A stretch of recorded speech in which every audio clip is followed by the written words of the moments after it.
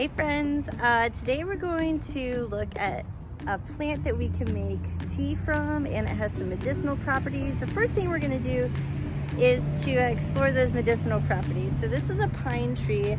A lot of our pines have medicinal properties. Most of them have edible properties. We're looking specifically at a white pine. So we have these little needles that come in bundles of 5.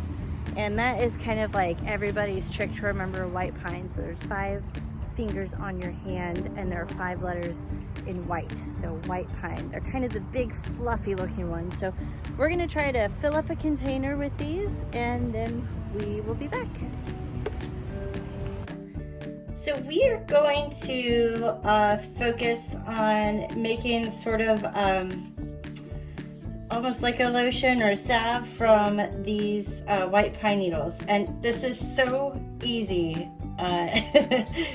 It's really nice actually. So first steps, you need a little jar and then you need a lot of pine needles. I'm gonna use scissors and I'm gonna cut up my pine needles because I wanna fill this jar, I wanna pack it down really well with pine needles. So I'm just gonna cut them into this bowl and then dump them. Oh, see, they're already going crazy everywhere. And then we're gonna need some olive oil too. So I'm gonna go ahead and cut a bunch of these up and we'll be right back. Okay, I've got my pine needles. They were all chopped up and I filled up my little jar with them. And the next thing I'm gonna do is just take olive oil and dump it in there over the top of it. So you can use other kinds of oil. Probably most people just use olive oil that I've seen. It needs to be kind of like a light oil. And it's gonna turn into like something you put on your body. So you wanna kind of be judicious in what you're choosing to smear on yourself. So after you fill it up, and you may have to like sort of crush down some of your needles so they get in there good, you're just gonna stick the lid on it. Very complicated, I know.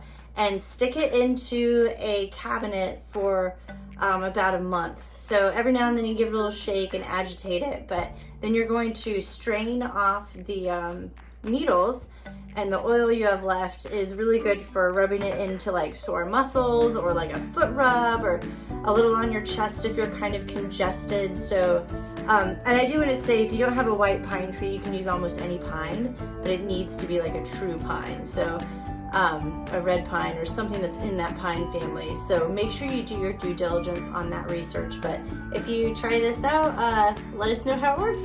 Thanks.